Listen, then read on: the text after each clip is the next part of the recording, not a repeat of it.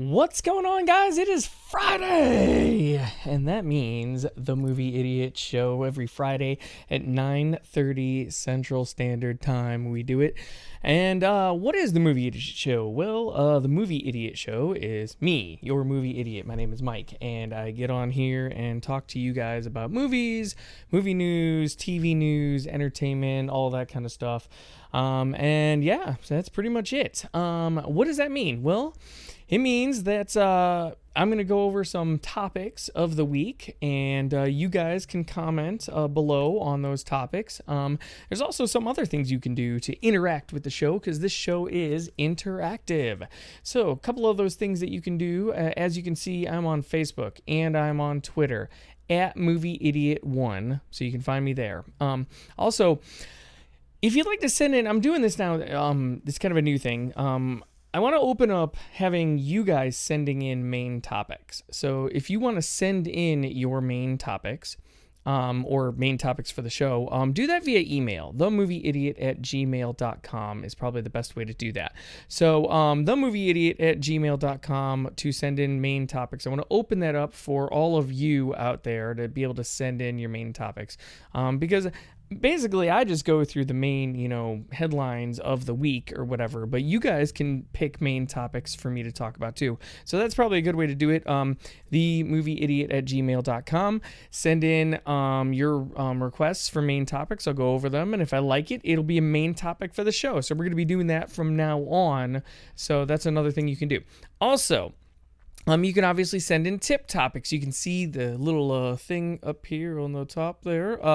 So streamlabs.com/movieidiot, and you can send in tips. Now, when I get to the user topics, user submissions of the day, or a viewer, I should say. I don't know why I always say user. It's viewer submissions of the day. When I get to those, the tip topics or tip submissions are read first, because you guys are supporting the channel. And so in that case, your tipped submissions will be read first. So that's basically how we do it. And yeah, we're going to get right into our main topics. Now, I have a special guest. We did a little pre-recorded video, me and Mr. Ryan Farrell, who is a producer and a director.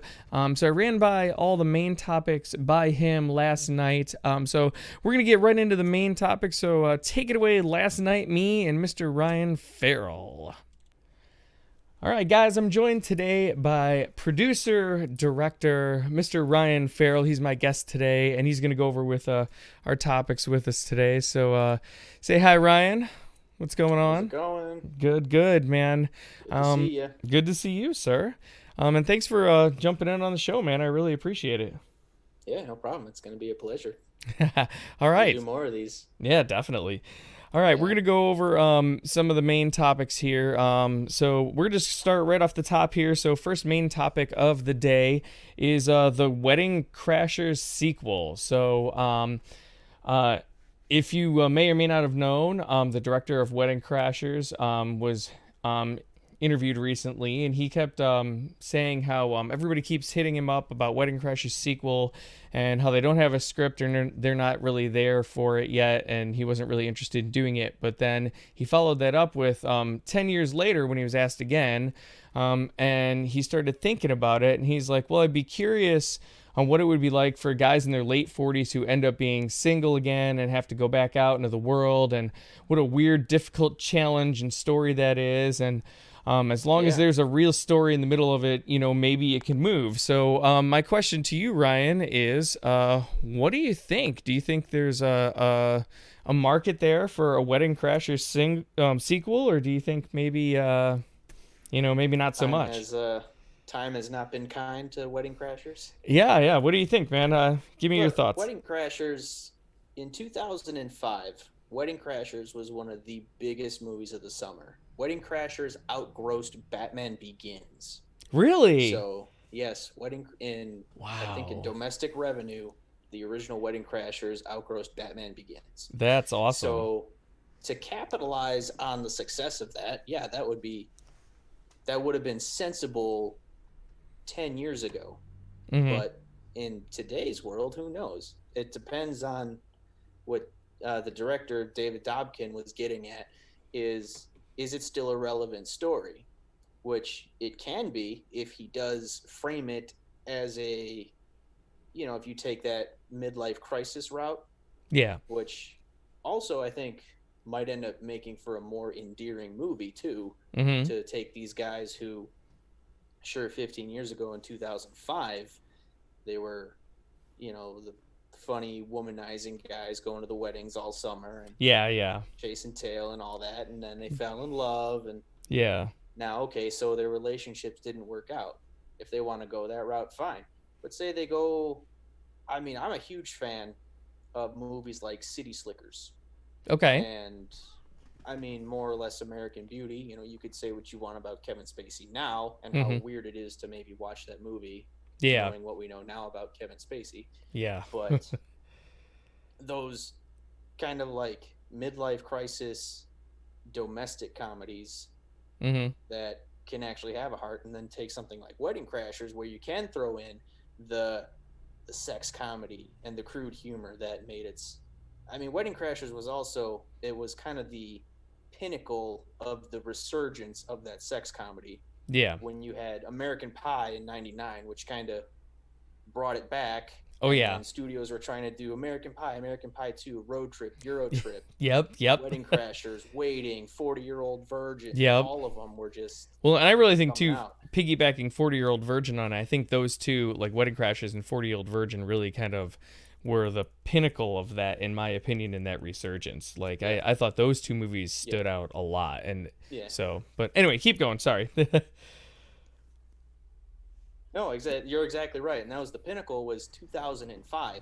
So then you saw Superbad and Knocked Up in 2007, maybe Role Models 2008, Mm-hmm. I Love You Man 2009, and things kind of, I mean, in the last 10 years, we've been focused more on Marvel Cinematic Universe and, who's rebooting Batman Yeah. and who's playing Superman. Right? So is something like Wedding Crashers 2 actually relevant? I would say probably not. Mm-hmm. But if they do it the right way and Yeah. they give it an endearing story, and I would be even for, if you could get most of the original cast back, yeah, put Owen Wilson, Vince Vaughn having their midlife crisis. Maybe they're separated, but Yeah. even bring, if you could get Isla Fisher and Rachel McAdams to Mm-hmm. also come back and do their own separate story, like now they're going out and crashing weddings too, Yeah. and then try to Yep. throw in some type of cameo from Bradley Cooper, Yep. Oh who, yeah. Or I Will mean, from Ferrell. playing, yeah. But you look at like Bradley Cooper as Sack Lodge in 2005, Oh my to now god, say, dude. oh yes, he's a 7-time Oscar nominee That's for crazy to even think A about. Star Is Born and American Hustle and American Sniper and all these really serious Oscar bait movies that he's done. Mm-hmm. Go back and have him do a cameo as Sack Lodge. Yeah. That'd be hilarious. Oh, dude, I totally agree with that. Yes. To be honest, kind of like going back to what you were saying too, just with the midlife crisis, I think that's a good angle they can pursue on that. And I also kind of like bringing back the old cast. What I don't think they can do, and I've kind of heard this brought up when I've talked to a couple of people about it, is just they can't have these two guys, because I mean, let's face it, like these two guys were dicks. Like, I mean, yeah. I mean, there really were. Like, there's no other way to put that. But Right, and they can't like go back to that because they already had that redemption portion. You can't just throw them back into being a couple of like swinging playboys again. I don't think that portion of it works, especially now. I don't know if that's aged well per se. It's a different climate. Yeah. So We've seen quite a paradigm shift in Hollywood since the Harvey Weinstein scandal, and yes. for good reason. I mean, I'm not saying that it's, Oh yeah, no, yeah. The whole Time's Up and Me Too thing is it's a very powerful movement, and it had to happen to break that stigma in Hollywood, to break these closed door casting couch meetings and stuff. It's yeah. it's a good movement, but it's also, do people really want to see, like you said, two womanizing white guys? Yeah, that's that'd be the big question. So So anyway, what do the rest of you viewing out there in the world? What do you guys think about that? Do you think Wedding Crashers 2 is a sequel that people are going to want to see? Do you think that maybe its time has passed? Let us know in the comments below your thoughts, and we're going to move on to our next topic. So, going to the next topic of the day. And that is basically the Warner Brothers slate of movies has now shuffled again. So the release date. So before we had Tenet, which was going to launch on, what was it, I think July 17th was the Tenet launch. Yeah. And then they were also going to launch Wonder Woman 84, I think it was like 2 weeks later, and then so on and so forth. Well, now this article that I have pulled up here comes from Vulture, and they're talking about the whole shift of the Warner Brothers movies. And it started with Tenet. They pushed it off just 2 weeks. And then Wonder Woman 84 has gotten pushed from August 14th to October 2nd. And then there were a couple others. Godzilla vs. Kong has been pushed up all the way to May 21st of 21. And the fourth Matrix movie has been kicked all the way to May to the following April 1st of 2022. The only movie so far that has not moved in all of that is Mulan. So right now, the one major tentpole movie that's going to be releasing on time is Mulan, which is a Disney property. But that being said, what do you think of the shuffle, Ryan? They're still pushing everything back. I think the Tenet move is more of just a let's give it a couple of weeks, because theater's supposed to open mid-July, so they're probably just giving it a couple of weeks on that, and then go from there. But I am kind of curious about especially with the Matrix going a full now year off, and then some of the others, and also putting Godzilla versus Kong in that May blockbuster summer movie slot is kind of a big deal. What do you think, Ryan? What do you think about that? The first thing about the Matrix 4, or whatever they're going to eventually reboot it, or whatever, the Matrix rebooted something. Yeah. I mean, they got kind of the shaft because they were just about to start filming, and they never really even got off the ground with the filming portion. Mm-hmm. So Keanu Reeves is contractually obligated to do John Wick 4 also. Yes. So now they had to shuffle.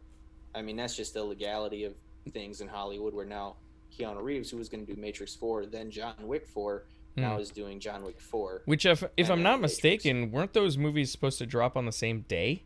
They literally were scheduled initially to drop on the same day. They were both scheduled for May 21st, 2021. Yeah.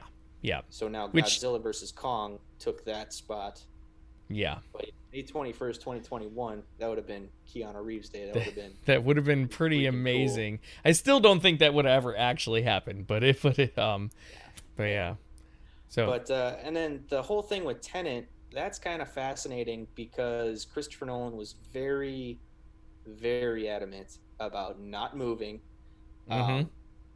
Christopher Nolan owns the third Friday in July. Yes. Going back to The Dark Knight, Inception, Dark Knight Rises, Dunkirk. Interstellar was the only movie of his that actually didn't open during the summer. Well, The Prestige also opened in November. Yeah. But that was kind of Prestige is pre-Dark Knight area. Yeah. Yes, exactly. But the pre-Dark Knight Christopher Nolan, we won't get too much into that, since he's been the household Christopher Nolan. I can walk into Warner Brothers with a script about watching paint dry, but it all takes place inside of a coffee cup. Did you $200 million? Did you hear that he gets a 20% cut of first week's first week take? 20%. That is nobody gets that. So yeah. Anyway, sorry. Continue.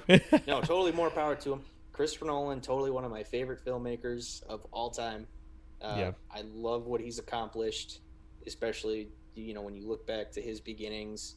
In 1996, he made a black and white indie film for $6,000 over the course of 1 year, and now he's really, like I said, he can walk into Warner Brothers and give them anything, and they're like, "Here you go." Yep. Yeah. So Tenet getting pushed a couple weeks is strange. Mulan, so now Mulan will be the kind of the reacclimation to Mm, theaters, really. yes, Most theaters across the country are slated to be open by mid July. that's However, correct. recently, like 2 hours ago, the Los Angeles County health officials announced that, let's see, theaters are still barred from reopening in Los Angeles County. Yeah. But that was expected. So Los Angeles and New York were the two areas that were iffy, and they were going to go ahead with release anyway. Last I had heard, Well, anyway. they announced that bars, wineries, tattoo parlors, and nail salons will be allowed to open on Friday, but Mm-hmm. movie theaters cannot reopen. Really? Okay. So, okay, fine. That is Um, interesting. do I think that maybe since Tenant's pushback was also recently, I mean, that was announced, I think, yesterday, Yes, correct. maybe 2 days. Yeah. Yeah, it was Um, yesterday. Or no, 2 days ago. You're right. 2 days. maybe 2 days Yeah. ago. Yep. I mean, all the days blend together here. um, but is it possibly just a reaction to that? Mm-hmm. And especially since you look at, once again, Christopher Nolan's home base for movie premieres is the Chinese Ramen Theater. Yep. Yep. So, So they that very well could be. I know that, like you had said before, Nolan was very intent and very set on being the movie that the big blockbuster, because Unhinged is actually going to be the first movie, but it's not what you'd consider the big ticket item. You know, it's not a tentpole film. It's not one that's going to really launch everything. So but he definitely right. was had his mindset on being the big tentpole film, but it looks like that's going to be Mulan, which is kind of. I'm shocked still that Disney hasn't moved Mulan, just because of the Chinese market, and I feel like there's a huge draw for that. And China, as of right now, they're talking about possibly 40% of their theaters shutting down, and for good. So that's a whole nother story. Yeah. But yeah, I do think that I think they're just kind of being a little more cautious. Yeah. They're just, you know what, let's give it a couple weeks, give people time to acclimate going back. They also, one of the like side announcements that they had when they moved Tenet is that they're re-releasing Inception for 2 weeks. So they're, Oh, yes. yes, so it's kind of, Which begged the question of if Tenet is a undisclosed sequel to Inception. I've been wondering that all along, but that's a whole nother topic. That was they started kind of propagating that rumor a Yeah. couple days ago. I wouldn't be surprised, to be honest. I think that might be a thing. But anyway, so what do you guys at home think about that? Do you think that the push for Tenet is no big deal and them just being careful? Do you think there's something more to it?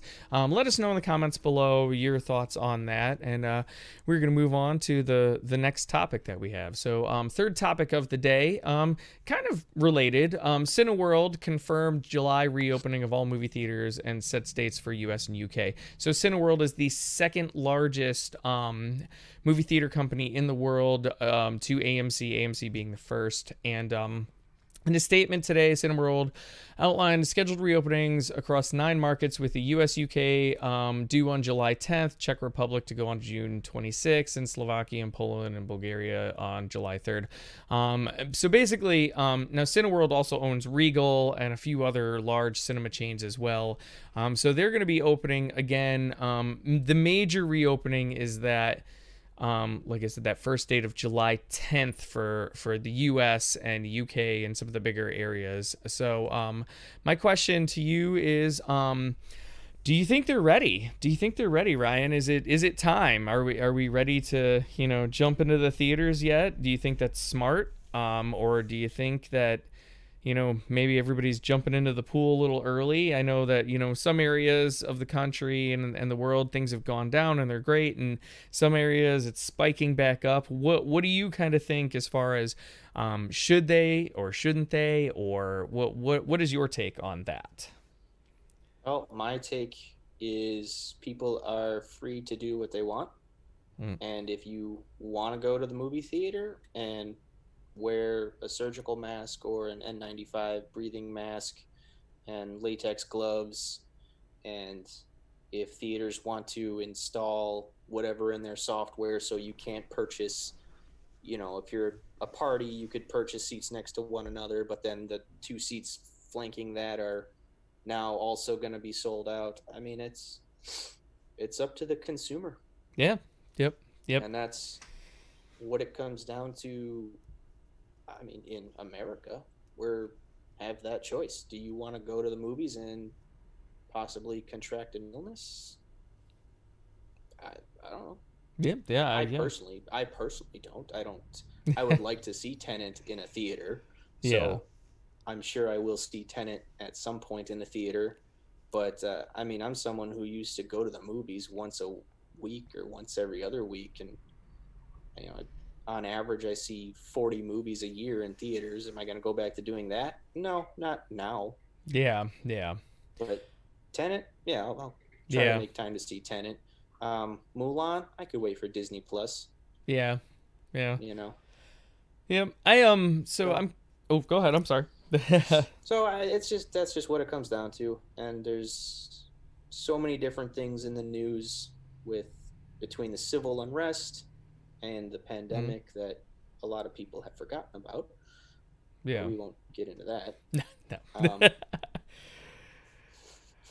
uh, I mean, there were a couple news articles the other day that some drug trials have proven effective. The very Yeah. common Yeah. steroid Yeah. I saw dexamethasone or something about that whatever as well. is something that, oh wow, this medicine that's been around for 150 years is proving effective. So okay, cool. Yeah. But Well, it's personal choice. That's all it is. yeah, and I honestly I agree. Personal choice, and you can take protective measures. I mean, let's face it, dude. We go to the grocery store right now, and it's. I don't care what they say. They say they're limiting people. It's packed. Like there are people Right. wall to wall at the grocery store. I honestly think that the theaters are a safer environment than that. Like some of the measures that they're putting in with distancing the seats and everything else. You can sit down. You can have a mask on if you want. You're not going to be right next to anybody unless it's like literally a person you came with, which you're allowed to Right. do. Yeah. Right. And I honestly think I was I was telling my girlfriend the other day, I was like, since they're releasing Inception, I kind of want to go see that on the Dolby Prime screen because I Yeah. I love that movie, and to see it in Yeah. Dolby Prime would be unbelievable. So Yeah. I might actually jump on that bandwagon as soon as I can. But Right. but yeah, I tend to agree. I mean, it's personal choice, and if you're not comfortable, stay home. Nobody's forcing you, but at the same time, if you feel comfortable, and I know the theaters are taking a lot of measures to protect people and ensure that that they have everything clean and set up. So I feel like for me, I'm ready. I've been ready. Yeah, I'll probably wear a mask, but okay, I'll wear a mask. Yeah. And I'm gonna go, and I'm gonna, because it's been way too damn long. It's been quite long. Yeah. And it's like you got Tenet, Yep. Top Gun 2, Oh, that's right. Yes. and then No Time to Die, the Yeah. next James Bond film, which got pushed to November. So Yep. that's fine. Yep. That Which was one of the really first is ones more got pushed. fitting anyway. Because Yeah. No Time. I mean, James Bond has been basically a staple of November for the entirety of the 21st century. Now that I did not know. That's Yeah, cool. Die Another Day, Casino Yeah. Royale, Quantum of Solace, Okay. Skyfall, Spectre, all of them released in November. See, I wonder why they. So Yeah, that's so weird that they didn't follow suit. But I mean, they now they ended tried up to doing it anyway. jump on the summer tent pole Yeah. and get it in April and be the first out of the gate, but Yeah. it's James Bond is at home in November. Yeah. I think honestly they might be better off with that scenario anyway. So. Yeah. But anyway, what do you guys at home think? Are you ready for theaters to reopen? Are you ready for all of that to be a thing, or are you gonna stay home? Let us know in the comments below your thoughts on that, and we are gonna move on to our next topic, which is this. Zac Snyder today. Ooh. Zac Snyder released a first look of the new Justice League Snyder Cut. So My question to you, Ryan, first and foremost is, have you seen it? Have I seen anything related to the Snyder Cut? The clip that Zac Snyder released today. Oh, Did you get a no, chance to I check it out? did not get a chance to check it out. Okay, so it was just a quick little clip of Wonder Woman kind of discovering something about Darkseid, basically. Oh, right. Pretty neat, kind of cool. So let me ask you this: what are your thoughts on the Snyder Cut as a whole? Like, are you interested in this movie? Do you think that this is more of just a publicity stunt for Warner Brothers and HBO to get some traffic to HBO Max, or are you really one of those guys who was like, release the Snyder Cut, I want to see it? What are your thoughts on that? It's both. Okay. Really, what it comes down to is, first of all, we'll go back to Superman 2, Mm-hmm. when Warner Brothers had a disagreement with Richard Donner. Okay. So, after how many years, because Richard Lester, yes, I think that was his name, Richard Lester ended up directing it. Mm-hmm. And That's correct. that was what we saw in theaters, was Richard Lester's Superman 2. Yes. Still a good movie in its own right. 2006, in its own right. Yeah. But in 2006, when Warner Brothers rebooted Superman and Mm-hmm. had Superman Returns, Mm-hmm. Bryan Singer's Superman Returns, Oh yeah. they also said, hey, let's release the Donner cut. And that was the big, Really? yes, and that was the big, oh yeah, let's gain some momentum for Superman Returns by releasing Superman to the Richard Donner cut, which is a big improvement over Richard Lester's Superman 2. Mm-hmm. But back to Zack Snyder, Warner Brothers needs to let him be Zack Snyder, Yeah. because Zack Snyder has had a director's cut of almost every movie that he's done since Watchmen. Okay. So when Warner Brothers released Watchmen in theaters, that was a theatrical cut. The DVD is the director's cut, and it adds, I think, 15 minutes of footage.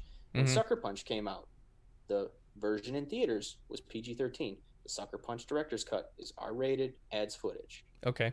Now look at Batman versus Superman. I love There that was director cut. The big controversy of, oh, the movie was, you had people that loved it, people that hated it.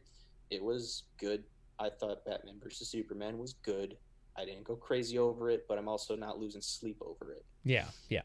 So now it's like you have Zack Snyder, who has basically a history of releasing director's cuts that have always proved to be better reviewed than the original film. Mm-hmm. Mm-hmm. I don't see why Warner Brothers just doesn't let him do his thing to begin with. Now, to be fair, with Justice League, he had a great tragedy in his life during the production of Justice League. Mm-hmm. His daughter committed suicide. So for them to bring in Joss Whedon and fluff it up and then give us the Justice League that we saw, Yeah. okay, I guess from a commercial standpoint, that made sense, because you have Joss Whedon, who in 2017 was now hot off his success with Avengers and Avengers Age of Ultron. Yeah. So, okay, why not bring him over to DC, fluff it up, make it what it is? Mm-hmm. But once again, in the end, Justice League, it was good. Yeah. Nothing spectacular. Yeah. So the only thing I got from Justice League that I really enjoyed was the first 5 minutes. And I said to myself, wow, Zack Snyder's Gotham looks great. And I would love to see Zack Snyder just go crazy with an R-rated Batman movie. Dude, I agree with that. I fully agree with that. I loved that first 5 minutes of the Justice League movie. Yeah. Mm-hmm. I wasn't a big fan of the whole movie in its entirety. I felt like a lot of the reshoots. Last half hour was. Yeah, it was. I don't even care about the last half hour of that movie. I hated Steppenwolf. I hated and the CG I thought was kind of second rate comparatively to some of the stuff that's but I do mustache. Yeah, well, not just, but Steppenwolf himself, the villain himself, his CG looked terrible. I wasn't a fan of. Yeah, it was not very good in my opinion. I did love the director's cut of Batman v Superman. I thought that particular cut of the movie added so much it took what I thought was a pretty, okay kind of movie, and I really thought it made it a much better film. And I honestly, I don't know why they didn't just, I mean, I guess it was 3 hours long, the director's cut, so that's probably why, but I just felt like it added a bit more to it, but Yeah, it does. yeah. So anyway, so what do you guys at home think? Are you excited for the new Snyder cut? What do you guys think of the new video that came out, the little clip that Zac Snyder released? Let me know in the comments below your thoughts on that. And The rumor about the Snyder cut, too, is that it's about 5 hours long. Yes, yes. There's actually another rumor going around saying that it's very possible that they could release it in like miniseries format. So, Yes. so we'll see. yeah, we will see. Yeah.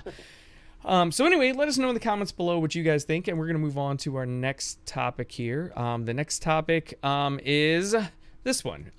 Kristen Stewart is set to play Princess Diana and Pablo Larraín Spencer. So I'm just gonna jump right back over to you, Ryan. Kristen Stewart as an actress. Do you think she has the chops to play one of the most iconic people, literally, in history? Princess Diana. Say what you want about royals and royalty, she is that name. Most people know who she is and what happened in her life, and Kristen Stewart as an actress has some really huge shoes to fill. Is she capable of doing that? What is your opinion on that?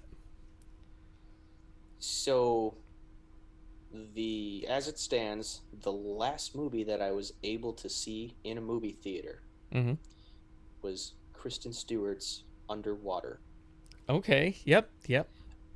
And I've told myself that I swear to God, if that's the last movie that I ever get to see in a movie theater, I'm gonna be very upset.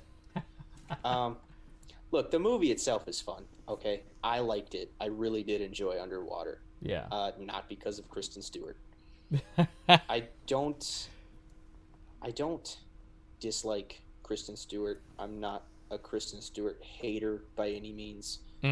But there are certain parts of even now her performance in Underwater, which if anyone who saw the trailer, she's obviously going for a much different look than she normally does. She has a very shaved head, bleach blonde hair, wearing glasses. Yeah.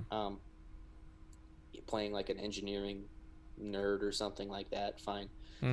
But there is something about it where every time she tries to be serious, I just get flashbacks of Twilight. So to kind of go off of that a little bit, because we know our Pats is gonna be the new Batman, right? So yeah, are you gonna struggle with that? Is Robert Pattinson so? No, Robert Pattinson is a phenomenal actor. Yep. I agree. And look, Ed, if you saw The Lighthouse, I did just see The Lighthouse. Yeah, was an absolute amazing movie, absolute amazing performance from both Robert Pattinson and Willem Dafoe. Willem Dafoe's amazing. I don't even Brad Pitt winning Best Supporting Actor for Once Upon a Time in Hollywood is a hard pill to swallow if you actually saw The Lighthouse, because in my opinion, that was hands down one of the best supporting performances I've seen in I don't know how long. Yeah. Willem Dafoe in The Lighthouse.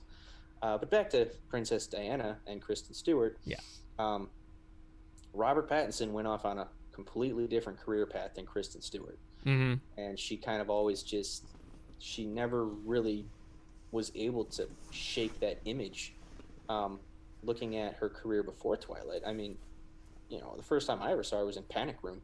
I was just going to mention that. Yep. And she was very good as Jodie Foster's daughter in Panic Room. I thought she was going to be a really great actress when I saw that. I was like, okay, this kid's got something. Yeah. Yes. And I'm not going to speak on her personal life or any of her personal affairs and what's been in the media about the her whole over Snow the White course thing. Funny enough, Snow White. I was gonna say with Kristen Stewart, I obviously liked her performance in Panic Room, and then Snow White's the only other movie that I really kind of thought she did pretty good in. I hated her in Twilight, and it's not because it was Twilight. She had this. I don't like her as an actress to begin with. I really don't. And she has this face that she does, Yes. and it's this like Yes. it's like. Do you watch Dragon Ball Z? No. Oh. For a long time. So there's a thing, people make fun of Dragon Ball Z a lot because the characters they like there's like dramatic pauses and they're looking at the camera and they're like Yeah. and that was her face through most of Twilight, and I couldn't stand it. It drove me insane. And so I've never been able to not see that, let alone get past the whole Twilight thing. But yeah, I do think that she was amazing in Panic Room. I will give her that. As a young actress, she was awesome in that. And so yes, I have concerns because of Twilight and because some of the other movies she did. Although I will say that I did kind of like her in the Snow White movie. That was pretty good. So but yeah, I kind of agree. I'm not that excited about her playing Princess Diana. She's gonna have to show a lot to really step up for that role, because that is a big role to take on, and that's a lot. So You're looking at a role too that even Naomi Watts couldn't pull off. yeah, and that's. I mean, Naomi Watts did a straight biopic of Diana, and Yeah. it was very ill conceived and not Mhm. well reviewed. Yeah. I guess I don't exactly know what the plot of Spencer is and how Kristen Stewart as Princess Diana really relates to that particular film. It's But, I'm looking it up right now here just to see if there's kind of a synopsis here. I don't really see. It doesn't say a whole lot here. The project is written by Stephen Knight, who's the guy who did Locke, the writer for that movie Locke, which was an interesting movie. Stephen and Knight's done. Yeah. He's done a lot of really good screenplays. So Stewart will portray Diana as she decides during her Christmas holidays with the royal family at the Shundreham estate in Norfolk, England, to leave her marriage to Prince. So this is literally, she's going to portray Diana in that time when she's deciding to leave Prince Charles, basically is what it boils down to. So that's a very pivotal point in Princess Diana's life. And so in those scenarios, it's going to be a very dramatic role. She's going to have to really step up and perform on that. I'll sum it up with this. Pablo Larraín, the guy directing the movie, Mm-hmm. he made the movie Jackie with Natalie Portman. Yeah. And whether you saw that or not, that was a great biopic. Okay, I have not. Jackie I have Kennedy. not. Yeah, I've not seen that one yet. Between the score for the movie was so amazing, so put together, and then Natalie Portman as Jackie Onassis, or Jackie Kennedy, whatever you want to call her. I mean, she absolutely crushed it as Jackie Kennedy. And the movie itself, it featured, I think it was John Hurt's last performance, who's been an awesome supporting character actor for his entire career. Mm-hmm. And Oh yeah, he's phenomenal. He was great in the movie too. Yeah. So, and there's very good scenes of conversation in Jackie, Mm-hmm. which I would attribute to great directing. So, Pablo Larraín taking the helm on this movie, we could see maybe a resurgence of Kristen Stewart's career. Oh, all right. Well, I mean, and a good director and a good writer goes a long way. So, I mean, you look at Robert Pattinson and how he broke the Twilight mold, and that was really it. He was contractually obligated to do Twilight through the series. The only other thing of note that he did while doing Twilight was a movie called Remember Me, which was horribly manipulative, and I did not like that movie at all. And the twist was just, I don't understand why someone would write a twist ending like that. Yeah. But then he got to work with David Cronenberg in Cosmopolis, and that was kind of a okay, let's give him something a little more edgy. Let's see what he can do. And he was able to really come into his own and be like this edgy. Well, and actor. He just kind of took on a lot of indie projects, and I think it's kind of like equated to baseball. He went down, like, I don't want to say the minors, but like he went down to the minors, and he really got his acting job. Which indie projects you're going to get better. You really have to be a better actor to do indie projects. So you really are working on your craft when you do that.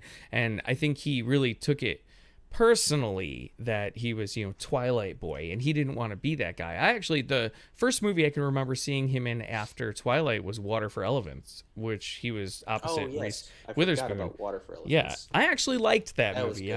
I It's a good I movie. liked that No, one. it's a A good lot, movie. not everybody does, but I did It's a like good that one. movie with all together the way it's put together. The Rodrigo Prieto's cinematography in that movie is absolutely astounding. Yeah. Christoph Waltz was great, of course, but he's great Oh in yeah. everything that Yeah. I've ever seen him in. So, Oh yeah. Oh yeah. um, but yeah, Water for Elephants was a good movie. Yeah. Um, so Kristen Stewart might be, maybe that's her new trajectory, Yeah. is taking on something, lower budget, not as studio friendly, not as tentpole as Elizabeth Banks's Charlie's Angels remake.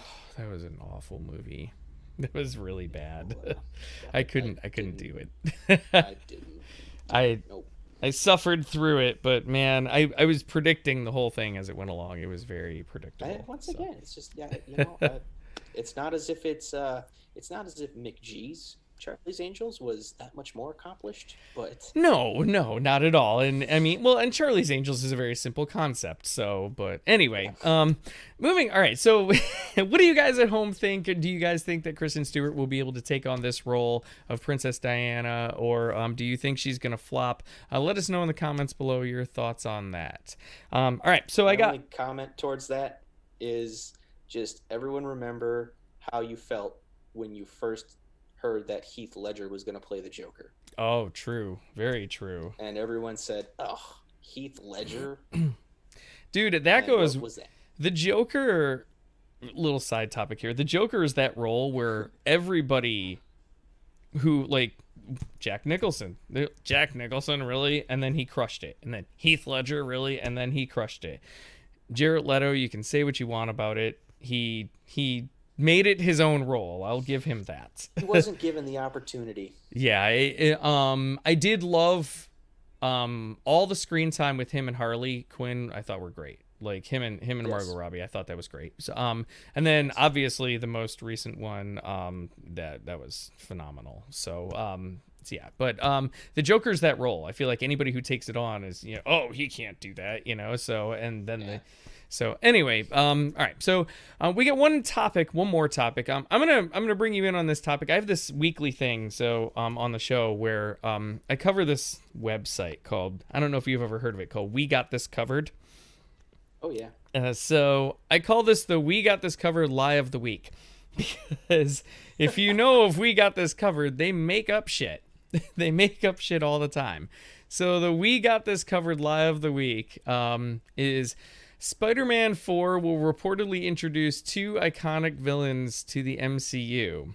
So this article goes deeper than that, though. In the article itself, it says that Marvel Studios is planning on making 6 more Spider-Man movies, each to be shared with the universe and meticulously planned out by Kevin Feige.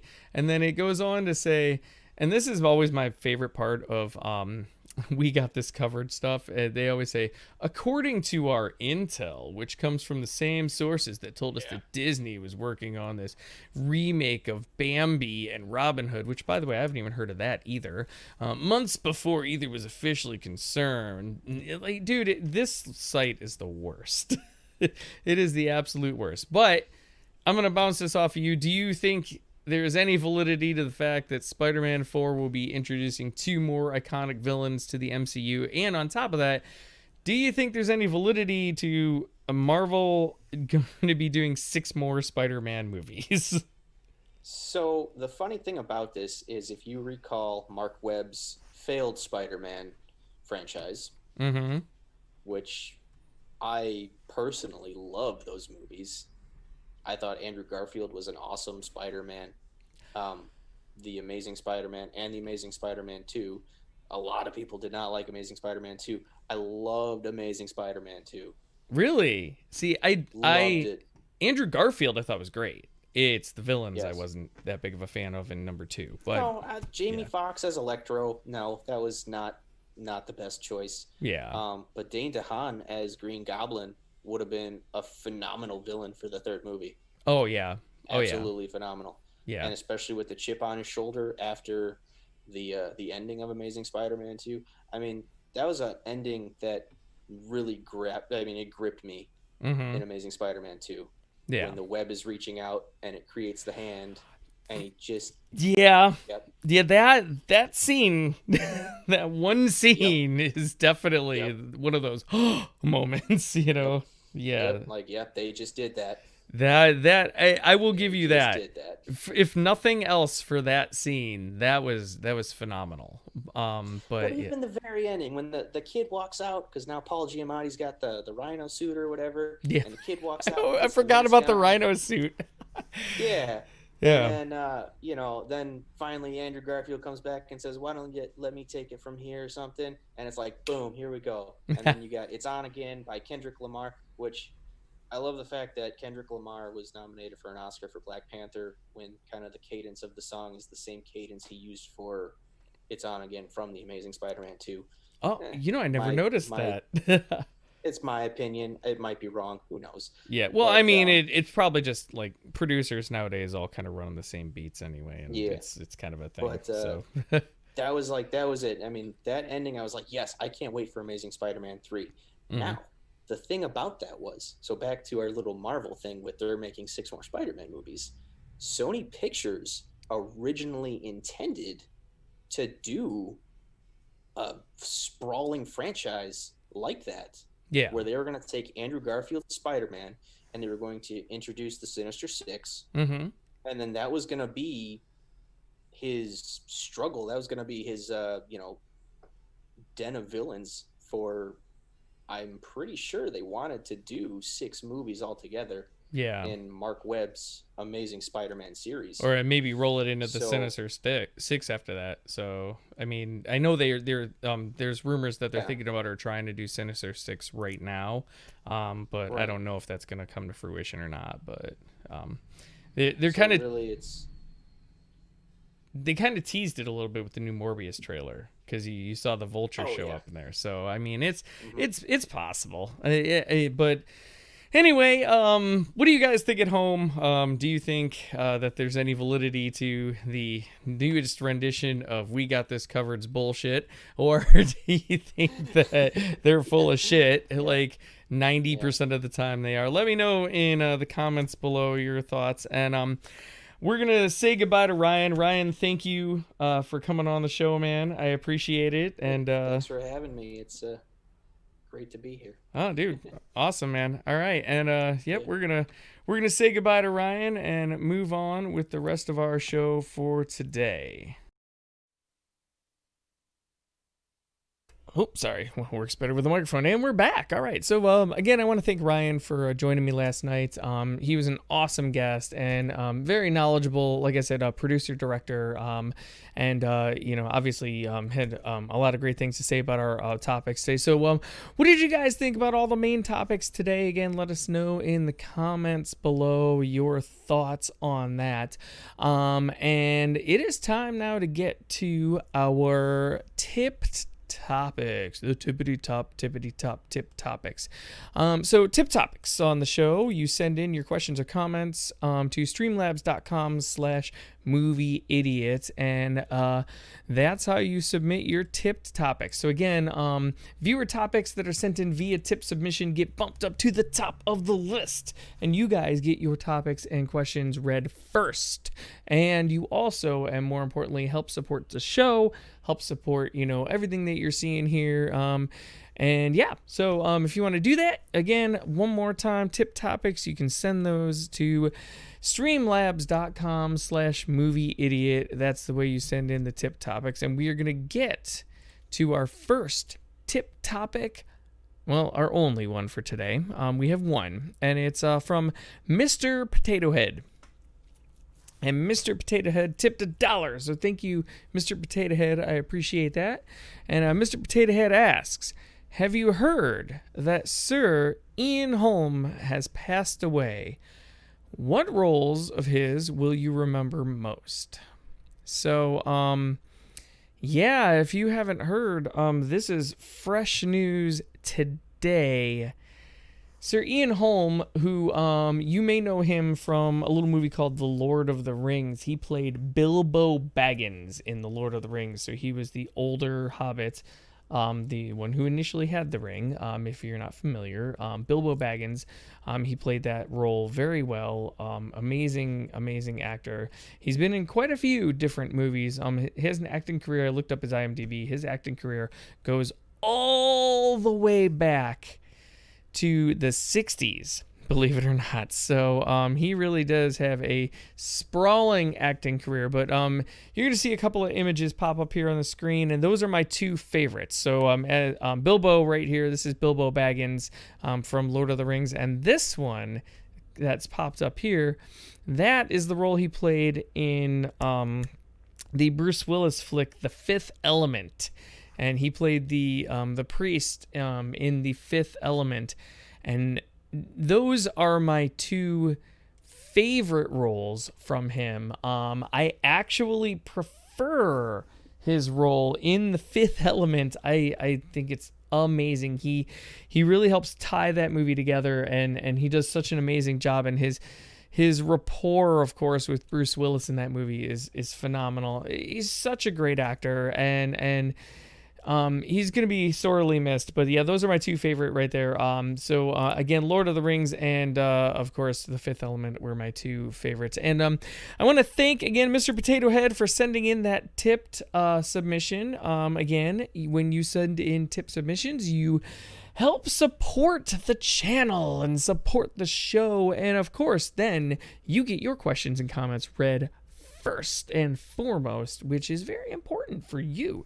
So again, I appreciate that from Mr. Potato Head and the tip submission. And then let's see here, I'm going to jump on Facebook as I always do every week, because we usually have a couple of comments. We don't have a lot of comments today, not a whole lot of them, but we do have a couple here. So I'm going to kind of go over the few that I do have. So Melissa commented today, maybe talk about how the award season would be affected from all of this. What will the Oscars look like next February, since many movies are not being released or releases are being stretched into next year? And it's funny that you should mention that, Melissa, because actually a couple of things.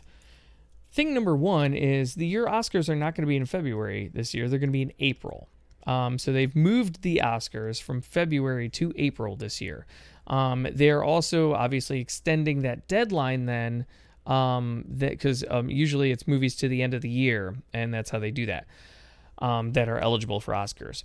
Well, now they're extending that to the original date of when the Oscars were going to be. So that February, I think it's like February 21st or something like that. But anyway, they're extending the deadline for movies to be eligible to that date, the original Oscar date, and then the Oscars are going to be a couple of months later in April. So what does that mean? Well, there's so many implications for that. First of all, will this affect the Oscars going forward after that?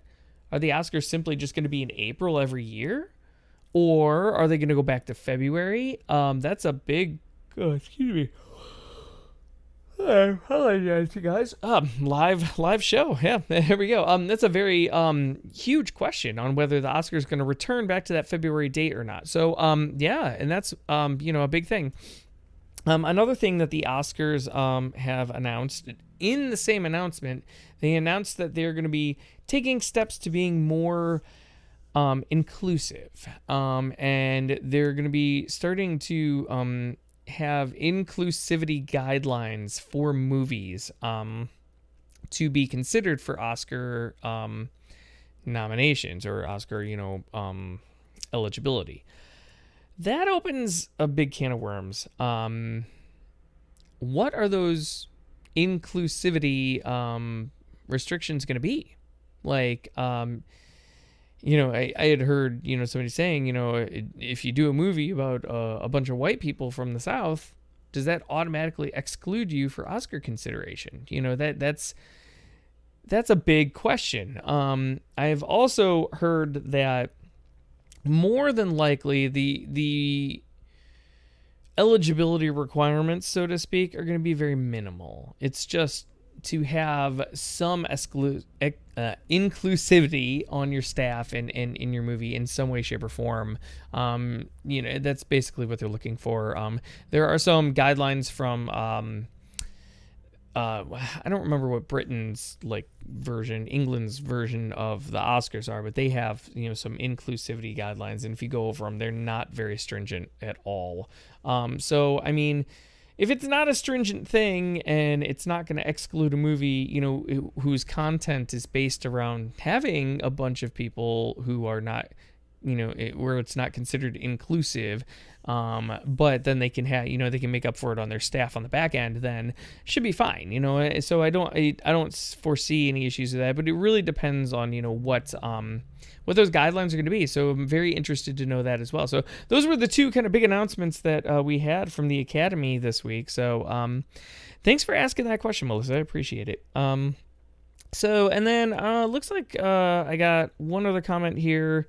And this is from Hector, and he basically just kind of threw, it was a few comments here. So he says, Airplane, which is a great movie, Hector, by the way. He said, top down, one of the best comedy films to this day. It has everything. To this day, people are afraid to do something like this. Mel Brooks, one of the kings, taught me never be afraid of your work. I agree, Hector. Mel Brooks is, when it comes to that comedy, that sketch comedy, that, dude, he is the king. I fully, completely, 100% agree with that assessment. So thank you for that, Hector. Appreciate it. And let me see. I know I had a comment. One other comment here. Give me 1 second, guys. Trying to. Here we go. So Michael wrote in a comment last night. He says, similarities between movies from the past and what's going on today. Well, I mean, they're not similar, right? Like every generation has its own kind of staple. When you watch a movie from the 80s, it is blatantly obvious this movie is from the 80s. Oh, sorry. I apologize for that again. So anyway, when you watch a movie from the 80s, it is blatantly obvious that movie is from the 80s. Again, the 90s, have their own unique kind of feel to them. The 2000s, I feel like, were very effects heavy movies. A lot of the movies were very effects heavy, even though the effects weren't as good as what they are today, but they're very effects heavy, and you can kind of definitely gauge that you're watching a 90s movie. And now what I love about movies today is that they really do a great job of making sure that they incorporate story and content and also amazing visuals. And I think that's very important, and I'm so glad that it's come to that. So now you're not only getting those amazing special effects things that you were getting in the 90s and 2000s, but you're now getting very well thought out, plotted storylines that hold you in. Whereas if the movie didn't have the effects, the story and the characters and the acting was still going to hold you in.